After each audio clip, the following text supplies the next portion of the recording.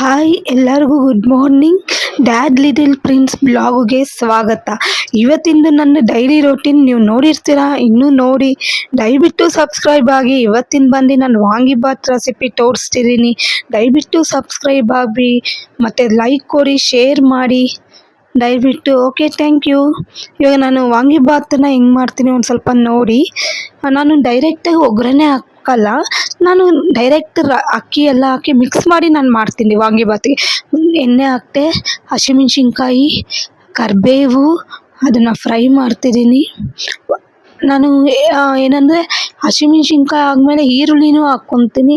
ಮಾಮೂಲಿ ನಾನು ಮಸಾಲೆ ಇಟ್ಟು ಮಾಡೋ ಥರ ಮಾಡ್ತೀನಿ.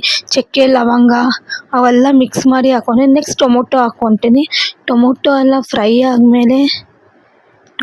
ಫ್ರೈ ಮಾಡ್ತಿದ್ದೀನಿ. ನೆಕ್ಸ್ಟು ಸಾಲ್ಟ್ ಹಾಕ್ಕೊತೀನಿ. ಸಾಲ್ಟ್ ಹಾಕ್ಕೊಂಡು ಫ್ರೈ ಮಾಡ್ತೀನಿ. ನೆಕ್ಸ್ಟ್ ಬಟಾಣಿ ಇಟ್ಟು ಬಟಾಣಿನೂ ಫ್ರೈ ಮಾಡ್ಕೊತೀನಿ.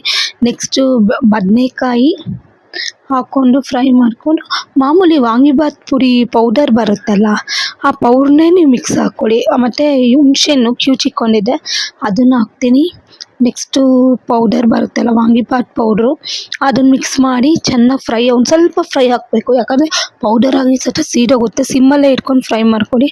ಮತ್ತು ಅಕ್ಕಿ ಮತ್ತು ವಾಟರು ಎಲ್ಲ ಹಾಕಿ, ಇಷ್ಟೇ ಸಿಂಪಲ್ಲು. ನಾವು ಎಣ್ಣೆ ಹಾಕ್ಕೊಂಡು ಕಲಿಸ್ಕೊಂಡು ಮಾಡೋ ಸುಸ್ತ ಇದು ಬೆಸ್ಟು ಅಂತ ಅನಿಸುತ್ತೆ. ಓಕೆ, ಇವತ್ತಿನ ಬ್ಲಾಗ್ ಮುಗಿಸ್ತಾ ಇದ್ದೀನಿ. ದಯವಿಟ್ಟು ಸಬ್ಸ್ಕ್ರೈಬ್ ಆಗಿ ಕೇಳ್ಕೊತೀನಿ.